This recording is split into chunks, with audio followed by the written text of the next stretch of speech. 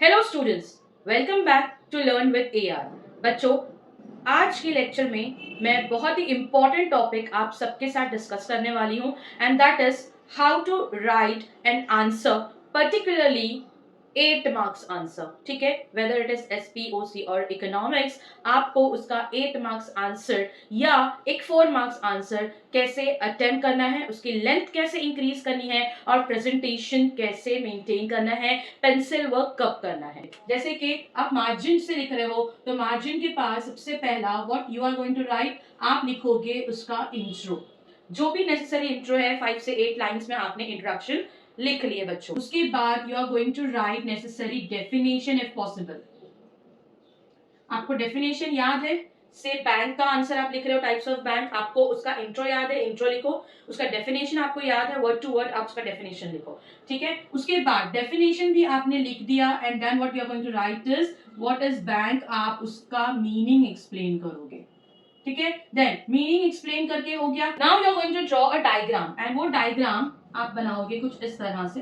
वैसे और भी बहुत अलग अलग डायग्राम्स बनते हैं, लेकिन यहाँ पर very simple diagram I am making, that is types of bank, just an example. ठीक है, अब इसके जो टाइप्स है वो कुछ इस तरीके से आप एक डायग्राम फॉर्म में प्रेजेंट करते हुए ड्रॉ करोगे और जितने भी उसके बुलेट पॉइंट्स है, जो भी टाइप्स है, उसको आप मेंशन कर दोगे। इंट्रोडक्शन दिए आपने, उसमें डेफिनेशन लिखे, आपने मीनिंग लिखे, उसके बाद में आपने कम से कम 8 to 10 लाइंस लगेगी, आपने उसमें डायग्राम भी बना दिए।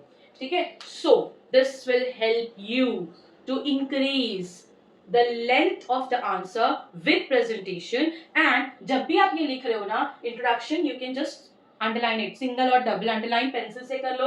उसके बाद डेफिनेशन की हेडिंग दो, डेफिनेशन की भी हेडिंग में आप पेंसिल से अंडरलाइन कर सकते हो। Same way you can go for the meaning, आप इसको भी अंडरलाइन कर सकते हो, तो इससे ये पॉइंट्स थोड़े हाईलाइट हो जाएंगे। अब इंट्रोडक्शन के यहाँ साइड की जो लाइन है, इसको आपको ऐसी छोड़ देनी है, वहां से स्टार्ट नहीं करना है आपको, उसका एक्सप्लेनेशन नेक्स्ट लाइन से स्टार्ट करना है। इंट्रो लिखकर हो गया, एक लाइन छोड़नी है, डेफिनेशन की हेडिंग देनी है, डेफिनेशन भी आपको इसके आगे से स्टार्ट नहीं करना है, उसका एक्सप्लेनेशन आप नेक्स्ट लाइन से स्टार्ट करोगे। जो भी डेफिनेशन आपने मेंशन कर दिया, अगेन लीव वन लाइन, उसके बाद आप मीनिंग की हेडिंग डालोगे, उसको भी पेंसिल से अंडरलाइन करोगे, देन उसके आगे से स्टार्ट नहीं करना है, नेक्स्ट लाइन से आप उसका मीनिंग एक्सप्लेन करोगे। तो इस तरीके से आपने सिस्टमैटिकली प्रेजेंटिव वे में अपना आंसर लिखा है और उसकी लेंथ भी बढ़ी है। ठीक है, and similarly types of bank भी आप नीटली ड्रॉ करोगे, पेंसिल से डायग्राम ड्रॉ करना और पेंसिल के साइड हेडिंग्स लिख देना, एंड उसके बाद आपका जो एक्चुअल आंसर है वो आपका स्टार्ट होता है मान लो कि नेक्स्ट पेज से। ठीक है, this is again for 4 marks भी आप ये ट्राई कर सकते हो if you have enough time with you. पहला पॉइंट है मेरा सेंट्रल बैंक।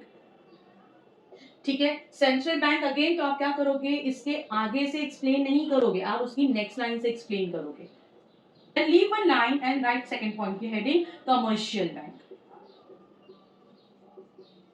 कमर्शियल बैंक की हेडिंग देने के बाद भी आप उसके आगे से नहीं बल्कि नीचे से स्टार्ट करोगे उसका explanation. You will underline the point with pencil, this will be the part of presentation. Leave one line and go for the third, like it is cooperative bank. ठीक है, समझ में आ रहा है? अब कोऑपरेटिव बैंक अंडरलाइन करो, उसका explanation उसके नीचे से लिखो। इस तरीके से you are going to write all 8 to 10 points, जितने भी डिफरेंट टाइप्स ऑफ बैंक्स है, आप उसके 8 to 10 पॉइंट्स, हर एक पॉइंट के बाद एक एक लाइन लीव करोगे, हर एक पॉइंट को पेंसिल से अंडरलाइन करोगे। पेन चेंज नहीं करना, इसकी कोई रिक्वायरमेंट नहीं है कि आप जो है हेडिंग ब्लैक से लिख रहे हो, पैराग्राफ ब्लू से लिख रहे हो, इतने करने की जरूरत नहीं है। एक ही पेन को फॉलो करो और just keep on using the pencil to underline the answer, leave one line, इससे लेंथ बढ़ेगी, आंसर का प्रेजेंटेशन भी बढ़ेगा। अब जब आपका आंसर खत्म होने वाला है, मान लो कि उसके आगे भी 2-3 पॉइंट्स हैं जो आपको याद है उसके टाइप्स के, so what you are going to write is उसका जो लास्ट पॉइंट रहेगा, 9th या 10th पॉइंट जो बनेगा, आप वहां लिखोगे other types of bank, and then आप उसका ए बी सी जो भी है इस फॉर्मेट में just you are going to write the side headings, यहां उसको एक्सप्लेन करने की जरूरत नहीं है। ठीक है, so this is how you are going to write the answer. अब ये ही फॉर्मेट आप एसपी में भी फॉलो करो। हाँ, when you are going to write economics ना, तो इकोनॉमिक्स में कुछ डायग्राम बेस्ड आंसर है, जैसे कि लॉ ऑफ डिमांड हो गया, लॉ ऑफ सप्लाई हो गया, तो उसको जो लिखने का फॉर्मेट है वो इससे क्वाइट डिफरेंट है, बिकॉज उसके अंदर diagram, presentation, statement of law और डायग्राम्स एंड टेबल का एक्सप्लेनेशन वगैरह देना पड़ता है। लेकिन मैक्रो इकोनॉमिक्स के कुछ चैप्टर्स है जहाँ पर आप जो है, जैसे कि नेशनल इनकम वाला चैप्टर हो गया है, या इट इज फॉरेन ट्रेड वाला चैप्टर हो गया है, सो वहाँ पर इकोनॉमिक्स में, मैक्रो इकोनॉमिक्स में कुछ आंसर्स है जहाँ पर ये जो मेथड है आप वहां पर अप्लाई कर सकते हो while you writing 8 marks answer. ठीक है, so keep this in mind कि यही तरीका आपको 4 मार्क्स के लिए भी यूज करना है, लेकिन डायग्राम आप तब बनाओगे जब you have enough time with you. Alright, तो this is how you are going to write the answer in your board exam, and hopefully this will give you good marks। ठीक है, keep watching my channel learn with AR। अगर आपने subscribe नहीं किया है तो जल्दी से जाकर इसको सब्सक्राइब कीजिए।